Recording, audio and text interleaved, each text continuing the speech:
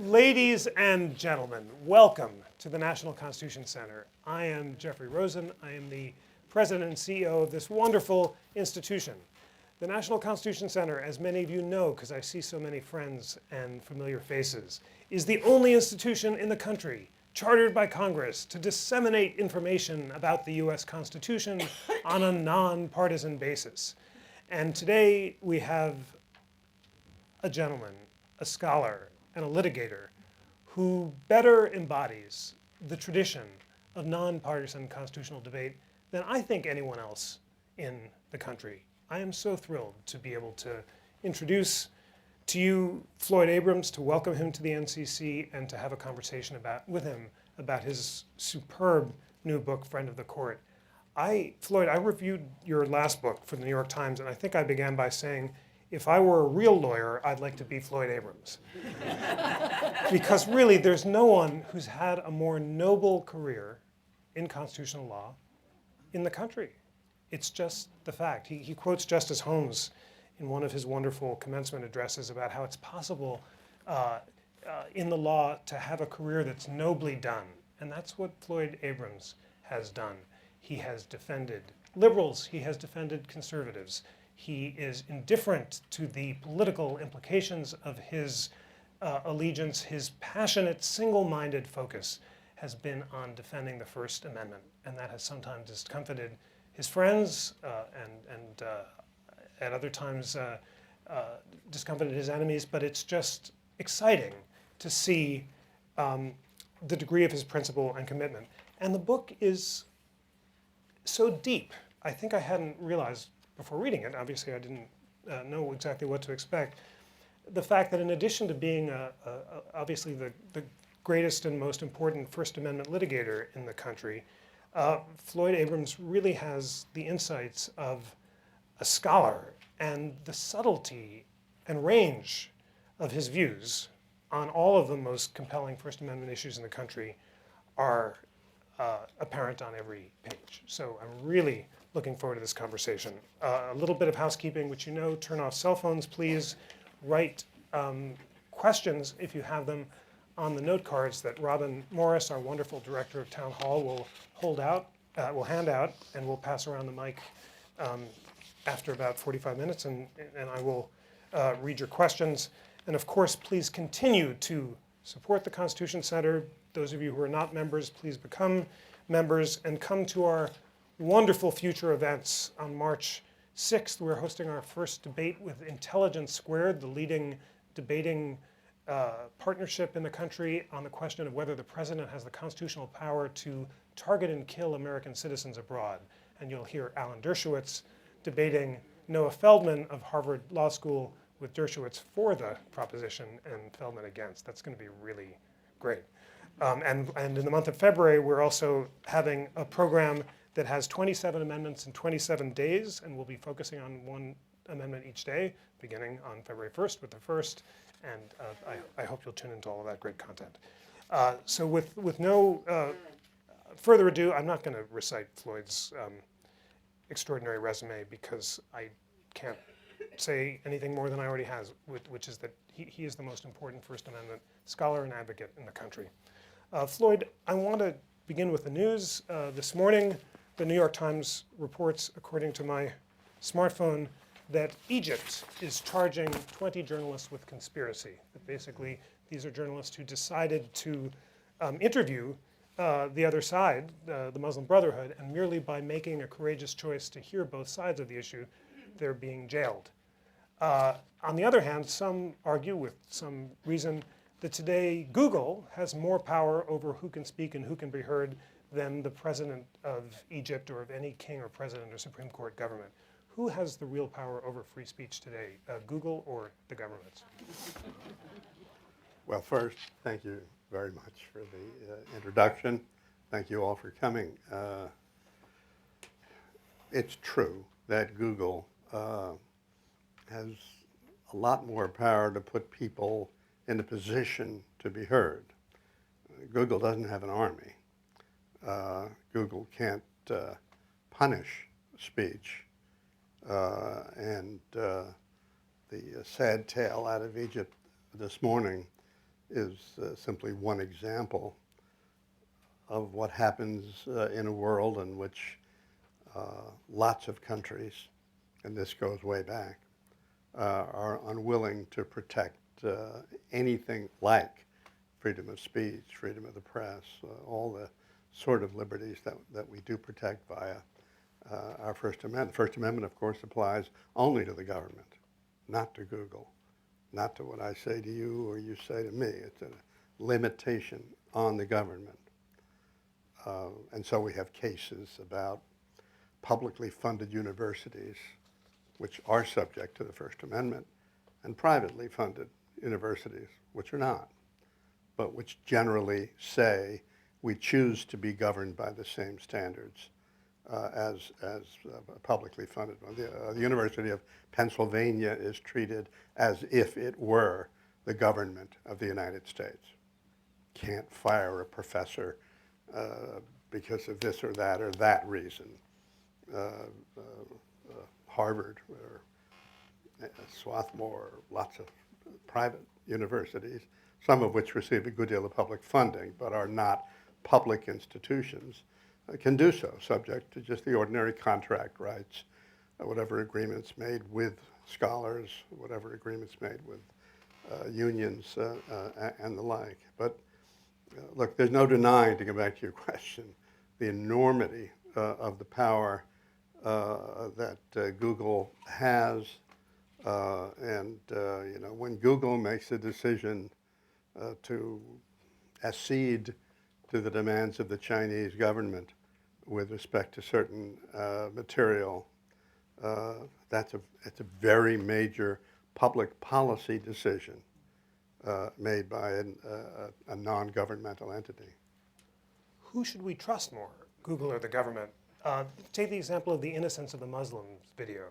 President Obama and the president of Egypt both demanded its removal. The Egyptian president on the grounds that it blasphemed religion, President Obama on the grounds that it was causing riots. Google and YouTube refused, based on the conclusion of a bunch of 22-year-olds that basically there wasn't an immediate threat.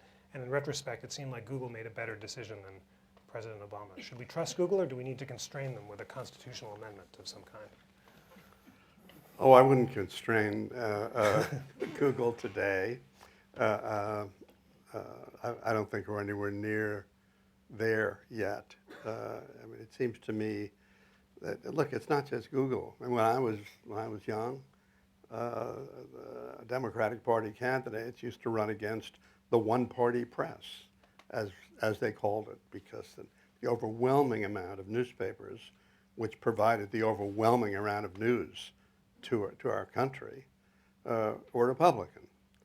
I mean, to me, one of the great First Amendment cases in our history is a case in Alabama, where going back, not, at least within living memory of some of you, I'm glad to see, and of me, Alabama circa 1960 had a law which basically said that a newspaper could not, in its editorial, raise a new issue not before raised as a basis for not voting for someone.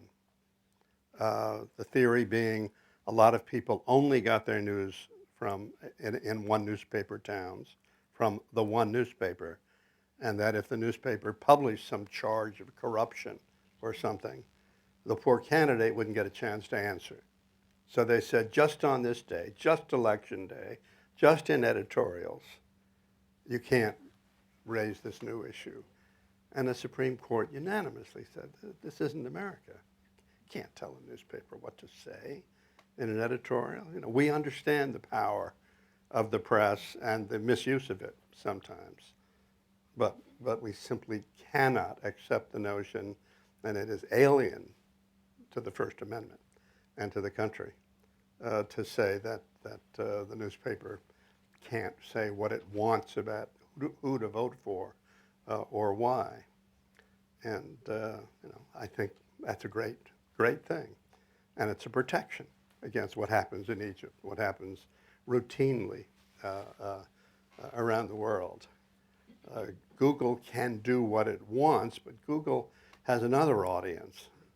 and that's the public, which really would recoil. I mean, the Google public is I mean, maybe sometimes over the top, I think it sometimes is, in some of its views, if you can characterize that way, about new media being free of any constraints. And interesting, and another issue.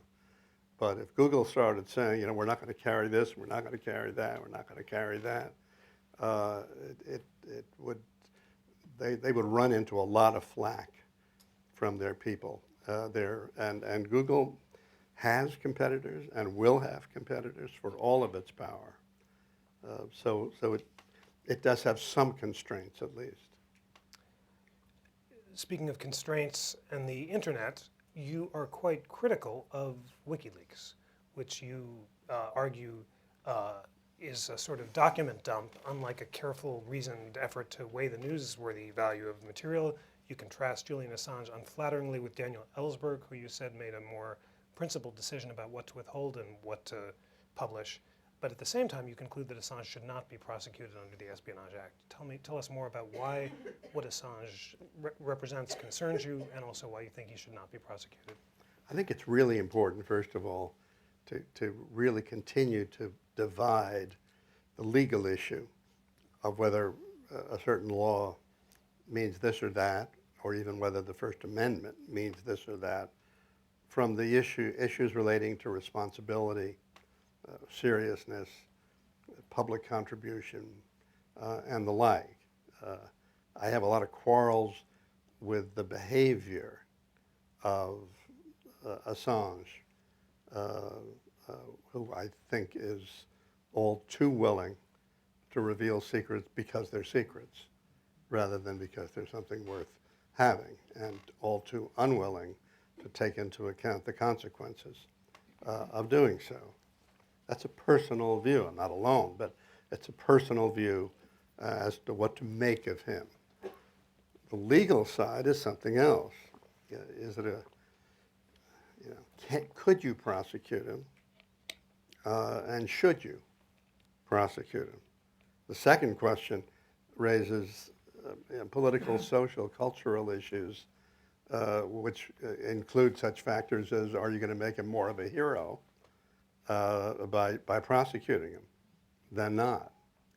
The pure legal side raises, the issues of what it is we can demand of foreign people. He's not an American. I mean, he doesn't owe us what I think is the loyalty that we owe each other.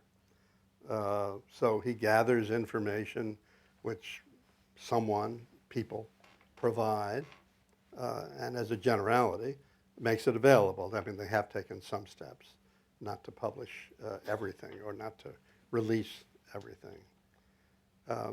But I think it would be imprudent to prosecute him, unwise to do so.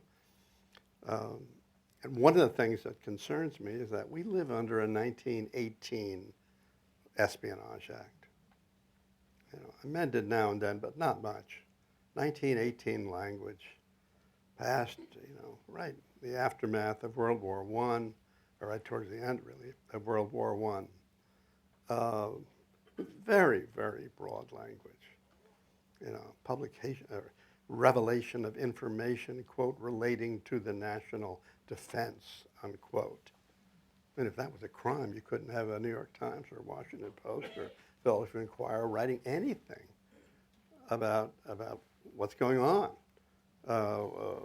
in Washington or amongst our diplomats, our soldiers, our CIA people, and the like. And so the courts have, read it sort of narrowly in order to try to comply with the First Amendment.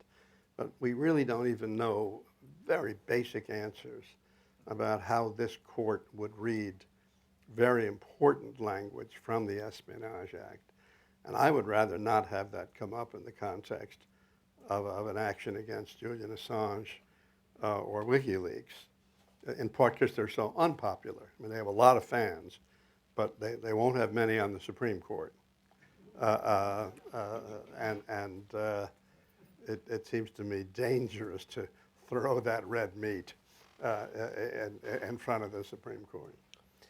The Espionage Act, as you describe in the book, arose during World War I out of the fear of sedition, and you describe the magnificent dissenting opinions of Justices Holmes and Brandeis, who came, after initially supporting some of those convictions, to question them. And I love your chapter on serious injury and serious evil in the First Amendment, where you quote Justice Brandeis, my First Amendment hero, and it sounds like one of yours as well.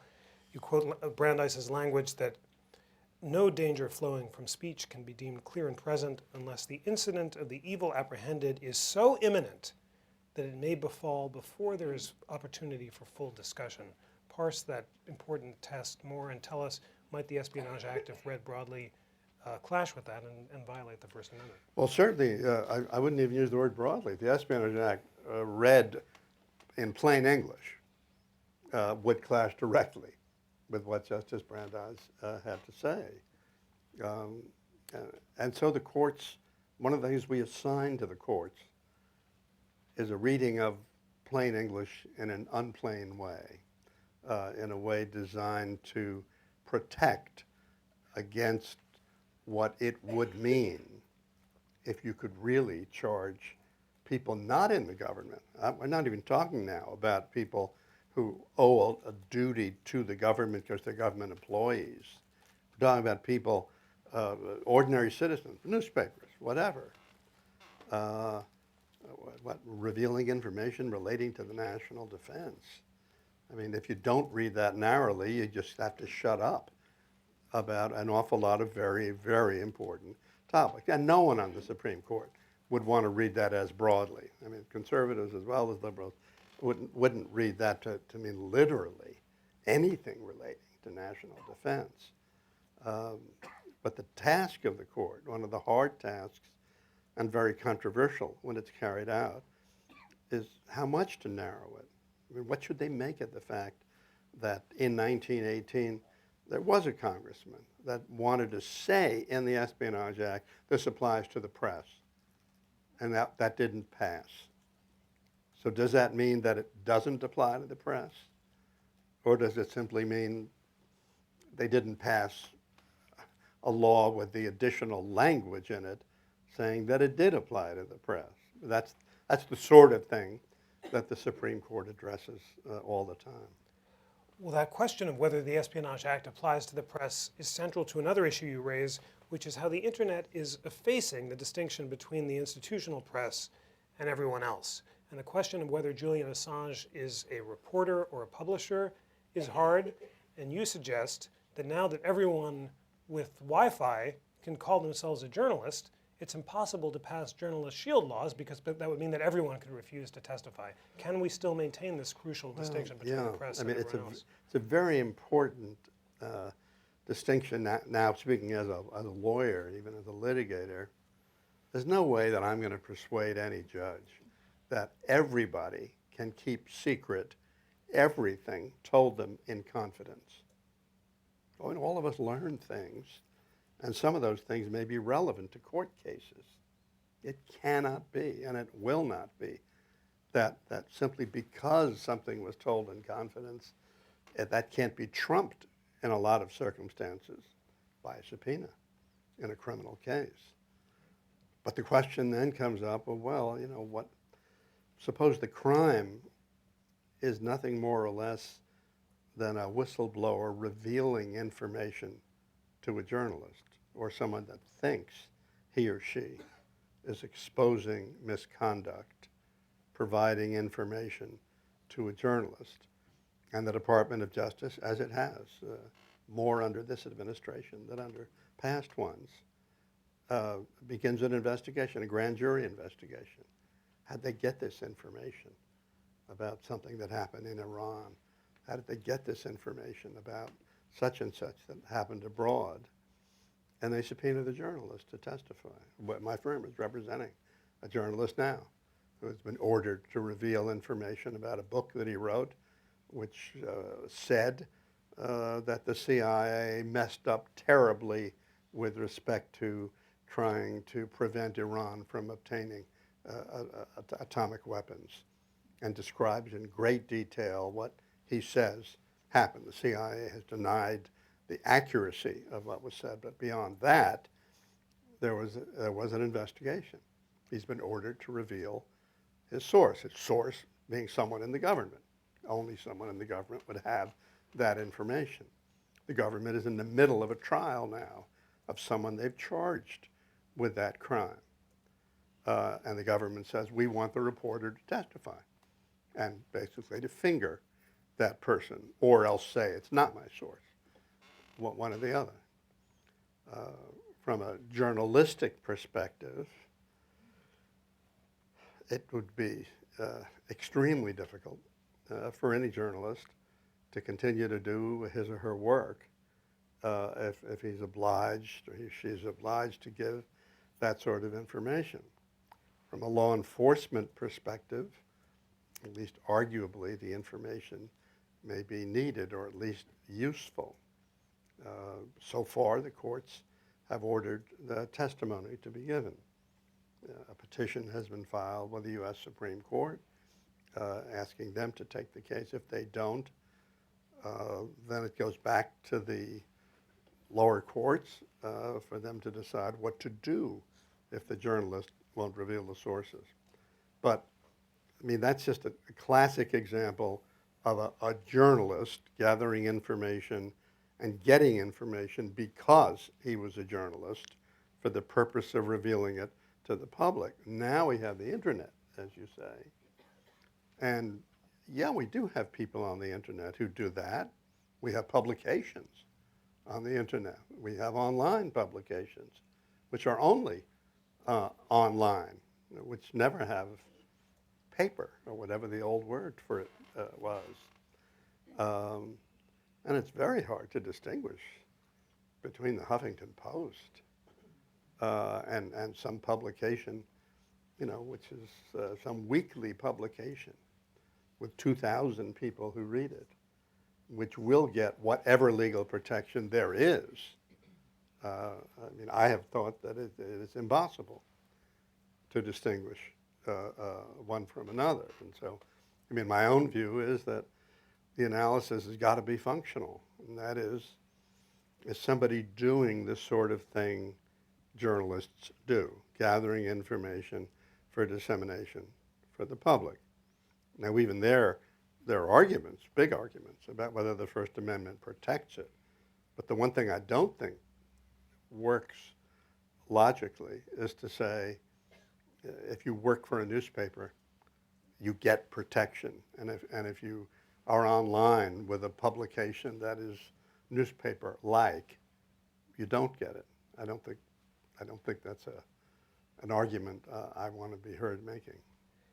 So the biggest opponents of the federal shield law at the moment are bloggers who feel that it defines the institutional press too narrowly. Would your definition, gathering information for the benefit of the public, cover most bloggers, and could a shield law pass as a result? The process of making legislation is, as you all know, unattractive when it is viewed publicly. And so, compromises are reached to try to get legislation. One of the compromises reached with respect to trying to get a shield law through Congress was to have a reasonably narrow definition of what a journalist is, similar to that of most states. Most states have shield laws for their journalists. So when there's a state court proceeding, in New York, for example, you never have to testify. In more states, there's sort of a balancing test about how important the information is and how needed it is and whether only the journalist has it, factors like that. But in order to get it through Congress, and the Senate it had passed one house. It looked like it was going to pass another when Wikileaks came along. And suddenly, senators were saying, are you guys kidding? We're going to let Assange claim the privilege? So they had to draft it to take care of the Assange problem. Then they had to draft it to take care of the sort of image of the pajama-wearing internet kook. That's not who we want to protect. And they drafted it, and they drafted it, and they sat with lobbyists for the press and the like, and they came out with something. And I understand that the online bloggers who don't yet have lobbyists, and of whom Congress is not yet as afraid as it probably should be, Yes. are concerned about the definition. I mean, my own sense is that it's maybe not very principled. I don't think it's unprincipled, is that it's better than nothing, that it's a step forward to get some sort of federal shield law through, which will at least afford some amount of protection to journalists, who often do really important work and would be frustrated and indeed really barred from doing it if they had to reveal their sources. Edward Snowden gathered information to disseminate to the public. Is he a journalist under this standard? And then the next question, obviously, is Snowden prosecuted or not, Right. hero or villain? Snowden's really an interesting matter to talk about. And let me answer the last question first, because that's the one I've really thought about most, which is what to make of Snowden. Hero or villain, sort of, traitor or whistleblower question. I think Snowden has served the public in the United States by revelations about the degree to which that which we view as our privacy is subject to intrusion by the government.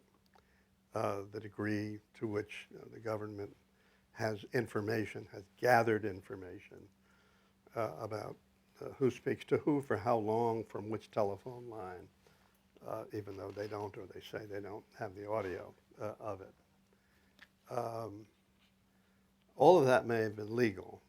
I think if you'd asked a lawyer just a few years ago if what Snowden was revealing about that was lawful behavior by the NSA, the correct legal answer should have been probably yes. Congress had authorized it. The president had signed on.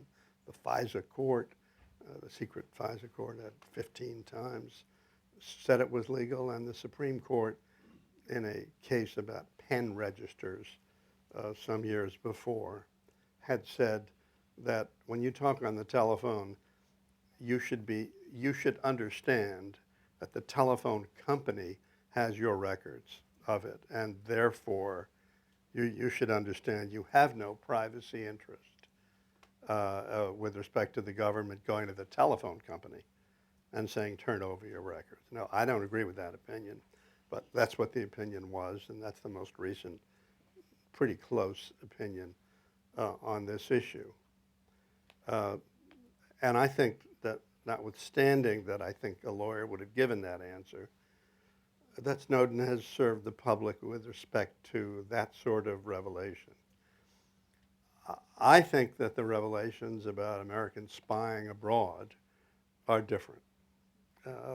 My view is that an American contractor who signed on as if he were a CIA agent, as if he worked for the NSA itself, and has agreed to be bound by all of that, owes a loyalty to the government and therefore the people of the country not to reveal activities engaged in by the U.S. of an intelligence gathering nature. So when the revelations came out about information, enormous amounts of information gathered, when Chancellor Merkel picks up her cell phone or the president of Brazil speaks on hers, two revelations that have really been extremely harmful in those countries vis-a-vis relations with the U.S. I don't think Snowden has served our public, and I don't think that he has acted as a good American citizen in doing that. He thinks he has, obviously. Now, that said, I think it's very likely he's violated the Espionage Act. He's an authorized person with authorized information. He was authorized to have information. He was unauthorized to release the information. And I think that, by my lights at least, well, I think it would be fine to take into account in sentencing him that he may well, or I think he has, done considerable good in revealing certain information, even if lawful behavior here at home. That I think if he wants to act in a tradition of people acting in civil disobedience, part of that is being willing to take the punishment, or at least being willing to be held accountable.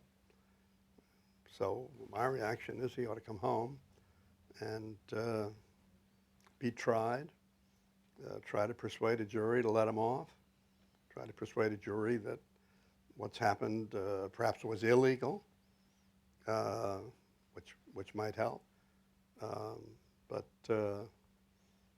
he certainly, to me, therefore, is not simply definable as a hero. That said, he in some sense could be in worse legal trouble than Assange. I said earlier there were at least some issues about, the degree to which the United States can make a foreign national subject to our law because he reveals information abroad, given to him abroad, or provided to him abroad. None of that applies to Snowden. Now, one more thing about Snowden. I think Snowden has, in general, been more careful than Assange. That is to say, he has not simply dumped so far, all the information he has, based on everything we have read publicly, all the information he has. One can reason from the fact that he has revealed activities of the U.S. within the U.S. and the activities of the U.S. vis-a-vis American allies, but has not at least publicly been said to have revealed activities of the U.S. vis-a-vis our enemies, real or potential, that it may well be, as he says, that he has deliberately taken steps not to reveal all the information within his possession. But we don't know. They may know in Washington. One of the most depressing pieces I've read about this whole thing was a big page one article saying they don't know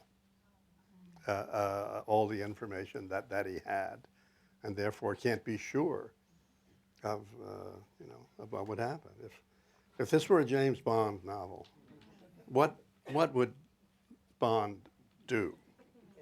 Well, yeah, he certainly would get a girl. Right. But he just have the feeling that somehow Snowden would be on top of a mountain or something, and Bond would have gotten him there and substituted someone else in his place, but not yet. You talk about the history of presidents in the First Amendment. Should a president, say a former constitutional law professor, who cared about First Amendment values, take those into account in deciding whether to exercise prosecutorial discretion to prosecute under the Espionage Act? Well, yeah, I think so. I do think so. I must say I've been struck by the fact, to be a little political now, someone that voted for our last two constitutional law teaching liberal democratic presidents, that neither of them has seemed to me as passionate in their feelings about the Constitution and particularly the appointment of judges as presidents of the other party. I mean, the Democratic presidents, and it is interesting that both of them taught constitutional law, don't talk a lot about it. And now, in part, I mean, they understand it doesn't sell. You'll be shocked. This is not a bestseller. It should be. And it will be at the National Constitution Center. But it is very interesting that it has become an agenda item on the right to have judges who are, quote, conservative judges as defined in certain ways. And it has never been, I mean, in recent years, an agenda item on the left, liberal side anyway, that there must be sort of liberal Supreme Court members. They're very, very constructive and serious people, but I don't think it's debatable that neither President Clinton nor President Obama looked for even the equivalent of Justice Scalia as a potential appointee. Well, this strikes a theme that you raise in the book. You have a fascinating interview called "Look Who's Trashing the First Amendment," in which you argued that although you've devoted your life to being a civil libertarian and consider yourself a liberal, you're struck by the fact that today the real threats to free speech may come as much from the left as from the right on issues ranging from campaign finance reform, where you are the most celebrated and distinguished liberal defender of the Citizens United decision. Don't go. As well as abortion. There's a woman, you're gasping. We have a gasp in a front row. We're going to talk about Citizens United in a moment. You knew we'd get to this. I know. But also, you say abortion protests and hate speech, and on a whole range of issues, you say today it's liberals, not conservatives, who are trashing the First Amendment. Well, I didn't go further. I mean, I really think that the conservative intellectuals have discovered the First Amendment in the last 20 years, in part because their causes were ones which were starting to be attacked. That it was sort of their people who couldn't say the things they want to say around abortion clinics and be as close as they want to be, and their people who want to say the sort of boisterous, unattractive, and sometimes worse things on college campuses, and they're people who have more money in general and want to give it to affect public policy by impacting who's elected and who's not. And I'm struck by the fact that you read opinions of conservatives, sometimes in dissent, sometimes in the majority. They're the ones quoting the liberal heroes of my youth, or when I was in law school. I mean, they're quoting Justice Black and Justice Douglas. They're citing opinions. I mean, in the campaign finance area, for example, there were opinions starting in the 1940s where there were prosecutions of labor unions for spending their money to support Franklin Roosevelt and liberal candidates for president. That was illegal until Citizens United.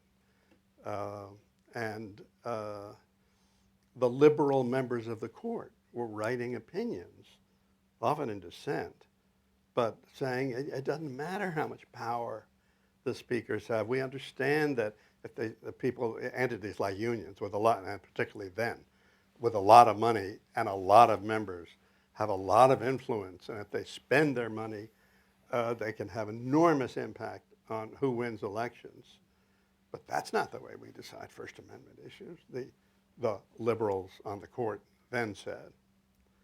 Now, it may be, if one were wholly cynical, that liberals on the court were always pro-labor and conservatives were always pro-management or pro-corporation. But all I can say is that what they were saying they believed, what they were saying the First Amendment meant was that it was a good thing, consistent with the First Amendment, to have more people saying more about who to vote for, even if they overwhelm the other side sometimes. Yeah. Well, speaking of conservatives being pro-corporation, that was the charge of your worthy antagonist, Ronald Dworkin, in the New York Review, where he basically said this was a self-interested attempt to steal elections for the Republican Party. And you responded, I think on this point, I have to say I was persuaded by you. There's a tradition of liberals defending results that they hate, and you have been long in favor of the First Amendment, regardless of whom it favors, and others join you. Our great board member, Kathleen Sullivan, former dean of Stanford Law School, took the same position. So I was persuaded in that exchange that there wasn't bad faith.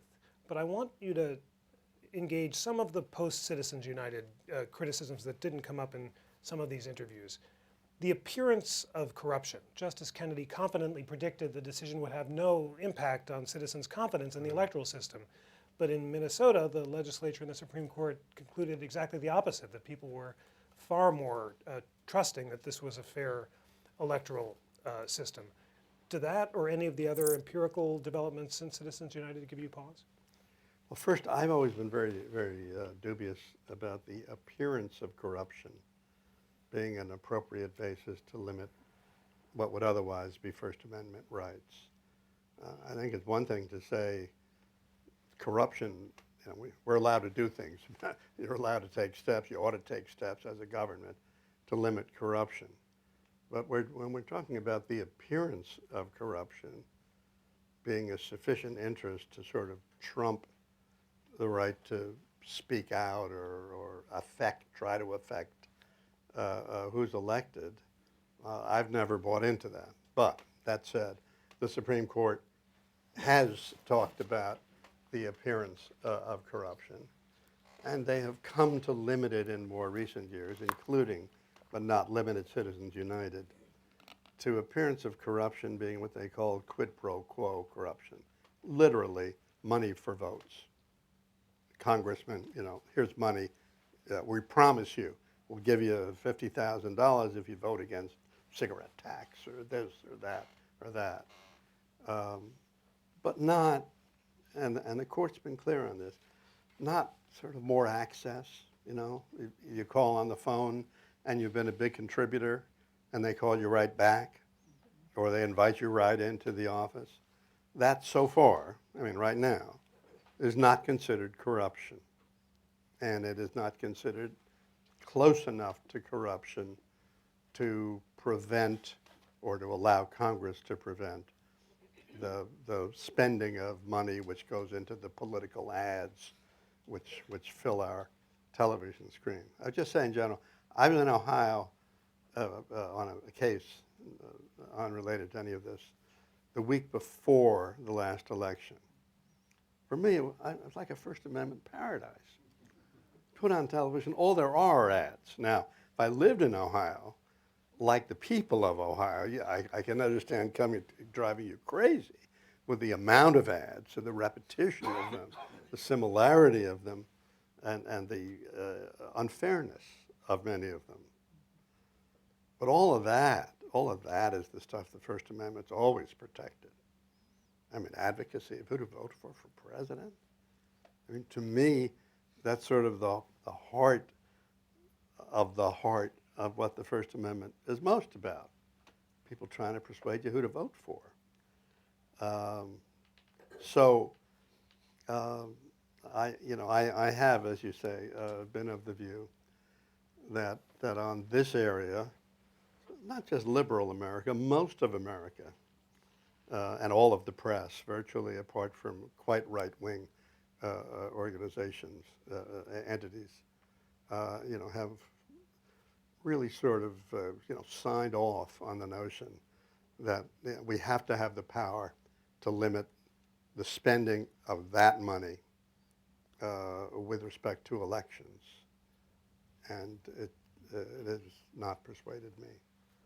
Was the decision too broad in saying that corporations are persons with full First Amendment rights? As Bert Newborn, another of your debating partners, notes, the court could have ruled for Citizens United by saying, A, it doesn't apply to video on demand, which is what this anti-Hillary Clinton documentary was, or B, it doesn't apply to basically corporations that get so little for-profit money that they're essentially ideological groups. So could it have been decided more narrowly? And if not, do you think corporations have full First Amendment rights, including religious liberty rights that would defeat the contraception mandate, which is the question the court is going to hear this year? These are hard questions. Welcome to the National Constitution Center. Give a law professor a microphone. He just decides to have some fun. Look, of course the court could have decided it more narrowly. I think the reason it decided it more broadly is that, like certain liberal opinions in the past, they thought what was going on was so violative, so dangerously violative of the First Amendment, that they reached for the chance to write a very broad opinion dealing with the subject. I think it is worth pausing on one of the two examples that you gave of how they could have decided it narrowly. One of the reasons that have felt estranged from most of my more politically oriented allies usually is that the Citizens United case seemed to me the sort of case which, even at first blush, should have led most people to say, well, that's got to be protected. That is to say, this is a film a conservative group made basically saying Hillary Clinton is not fit to be president. And they wanted to put it on television. Video on demand, whether that's television or not, is a different issue. But they wanted it out there. They wanted their version of Hillary Clinton, sort of a savagely denunciatory portrayal, picture of Hillary Clinton out, and people watching it and persuading them that she shouldn't be the president. This was at a time, by the way, when it looked as if she would be the Democratic candidate, when then Senator Obama had not yet leapt ahead of her. And my reaction, and I've shown the movie to classes, you watch that movie and you tell me that that's not protected by the First Amendment? That political broadside saying this woman is not fit to be president? Seems to me nothing is more protected by the First Amendment than that. And the only way to get around that is if you say, we don't really mean the movie, we mean the money that was spent to make the movie. And it just doesn't persuade me. It just doesn't move me. So there are consequences, including some dangerous ones, of my views. And the consequences, at least the risks are obvious. Too few people with too much money having too much of an impact on who's elected. That's the problem. It's a real problem. The competing problem is the government adopting legislation saying how much advocacy, because the money there in terms of advocacy is very close to the speech. I mean, how much money you can spend to buy the ads or make the movies that are themselves advocacy about who to vote for. And so, Justice Kagan, when she was nominated for the Supreme Court, when she testified, and some Democratic senators were trying to give her the chance to denounce Citizens United, which was, for a lot of tactical reasons, not a chance she wanted at a moment when she's up to be confirmed for the Supreme Court. But she had been the lawyer for the United States in the court. And she was very careful to say, there's a very strong First Amendment argument on the one side, and there's a very strong record made in front of Congress on the other about what happens if all this money gets spent. Now, it seems to me that's a very fair way. I really did think that she put it very cleanly and very fairly. That doesn't answer the legal issue, but it's a very fair way to say what this is all about, and I am frustrated by the fact that the press, which has some power of its own, views the general establishment press in America is so appalled by this decision and so unwilling to recognize that the amendment that they think belongs to them, the First Amendment, applies to more than them, and that, they're the ones now saying, for the first time in American history, we ought to have a constitutional amendment designed to limit what the Supreme Court has said the First Amendment means. Now, one thing that's interesting, if I may, just to Please. toss it to you, we have another presidential election coming up in a few years. If Hillary Clinton, or if a Democrat were to win, whoever wins is likely to have a few Supreme Court appointments.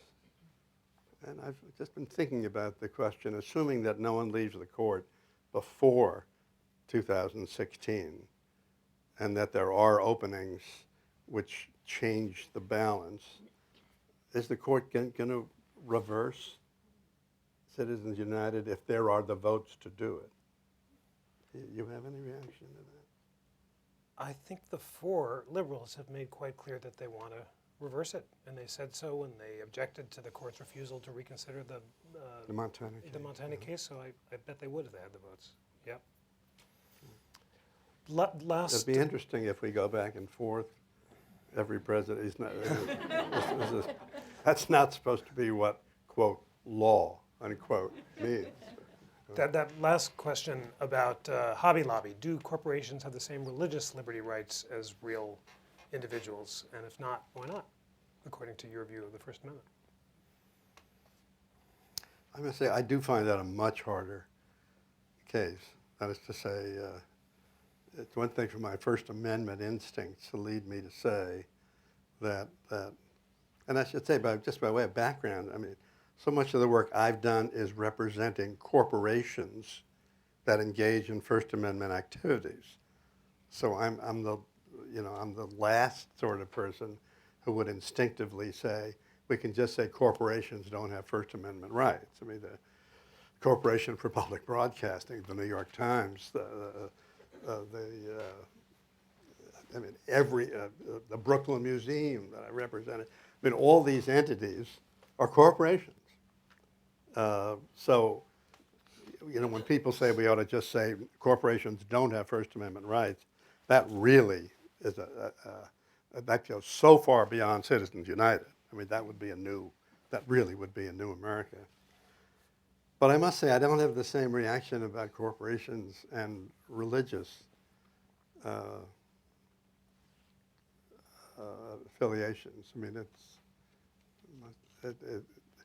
mean, I wouldn't say because it's a corporation, it therefore can't, under any circumstance. I mean, I don't know, surely that most entities of the Catholic Church are organized in corporate form. So it cannot be that they have no right, no First Amendment religious freedom right that they can assert. Whether a for-profit business corporation that is owned by someone with strong religious views, and I should say, a very great percentage, I used to know what it was, but I don't know, 40 to 60% of American companies are owned by one person. I mean, when critics of Citizens United talk about corporations, I know what they mean. They mean the large corporate business entities of the country. But most corporations are not that. Most corporations really are family or person. And, then the question is, well, suppose one of those people, through his or her corporation, feels very strongly on a religious basis against having contraceptives made available to their employees. And I must say, I'm confident the answer has to be no, that they can't say for their corporate entity that it has the religious rights equivalent to that of the not-for-profit ones. But all I'm saying now is that I haven't thought it out enough, and we'll do one again in a few years, maybe, after the Supreme Court decides. Well, that nuanced answer is typical of the thoughtful approach to these issues that pervades these books. A few questions from our great audience. Could you talk briefly about your favorite or strongest defender of the First Amendment on the current Supreme Court? Well, I'd say Justice Kennedy is clearly the most consistent and fervent defender of the First Amendment. And the fact that that is so also makes us think back to how he got on the court. He's the person who went to the court when Robert Bork was turned down.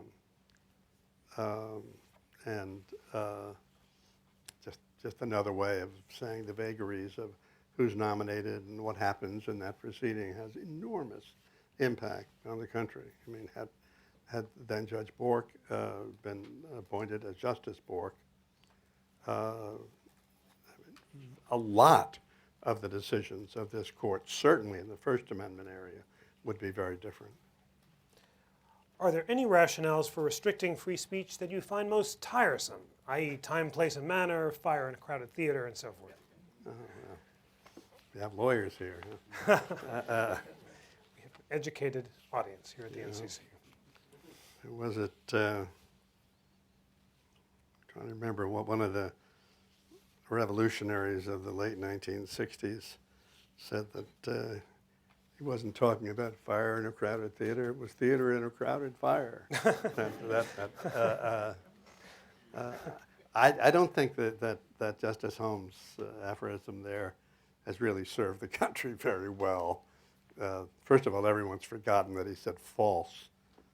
That we'd all agree that you're not allowed falsely to cry fire in a crowded theater.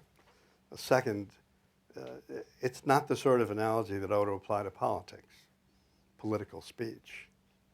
I mean, there may be some political speech that is so incendiary in certain situations that a government could say this is an incitement to violence. And we do allow certain limitations in very narrow circumstances where we have incitement. But I think it probably is. I'll tell you the line that bothers me the most. It's when you're in front of a judge or you're arguing about one of these issues that you raise, and your opponent or the judge says, quote, "No one believes in the First Amendment more than I do." But, and then what comes after those ... is death. This is a question that relates to your views of the press, and that's a topic you discussed often in this book with a dear mutual friend of ours, Richard Hefner, who just died in December at the age of 88. Dick Hefner was one of the towering figures in American broadcasting. His first show on PBS appeared in 1956, and he broadcast his last show just a few months before he died last year. He was on the air for almost 60 years with guests from Martin Luther King and Albert Einstein to, I think he called you his favorite guest. Well, I think I was on more than anyone else. Yeah. He was a great man, and you have some wonderful discussions about the strengths and limitations of the current press, including the inability to discuss ideas and the preference for facts. And the question says, the New York Times public editor observed that the Times front page has reduced the portion devoted to hard news in favor of comment and opinions. Any comment? And also, what would Dick Hefner have thought of that, too? Well, it's certainly something that he recognized and deplored. I was struck by the fact that the Times editor, who was interviewed by the public editor about that, said, look, what we look for is information that has not previously been published which is interesting and important. I do think that, and I'm confident the public thinks this, but I think it most of the time. I think the press, in an effort to deal with the fact that we've got television and now a post-television world where people learn so much during the day and then don't want to read the same thing in the morning. But I think to deal with that by not reporting what happened yesterday on the assumption that everybody knows that. So let's talk about what it means from a broad perspective is troubling. I mean, I really think that when so much of the best of the press, and not just for competitive reasons, is magazine-like, at its best, magazine-like, interpretive, reflective, rather than reportage about what happened. That I do think the public loses in that. I mean, I think that people that buy newspapers, and I should just interject, in a class I taught at Yale last year, I asked a seminar of 15 students, how many of you read the New York Times every day? 15 hands up. You know, it's a self-selected audience, right? Said, how many of you pay for it? 2. That is the new world, and that cannot continue. I mean, the newspapers of America cannot survive, and they're trying now with paywalls and a variety of other things to find a way to make a profit at the same time. But that said, I still think that the press at its best is reporting what happened yesterday or recently, and that hopefully they could both do that and have the more contemplative or magazine, which is not necessarily contemplative, pieces that do fill the best of our journalism. I mean, the answer of the Times was not, we don't do that. It was not, how can you say that about us? It was, you have to understand our readers know this and that for us just to repeat something they know is not serving them. And that's why it's a hard issue, but I wish there were more of the more traditional repertoire. Last question. Would your position on Snowden change if it were revealed that he was placed in his position with the help of Russian Chinese intelligence agencies? Sure. If he was a foreign spy in any fashion, then the fact that he may have stimulated a useful discussion about the degree of surveillance the NSA carries out in the U.S. wouldn't carry any ice with me. I mean, if I were a judge, I'd just throw the key away. Ladies and gentlemen, please join me in thanking the great Floyd Abrams. Thank you. Thank you all. Beautiful. That was great. Thank you.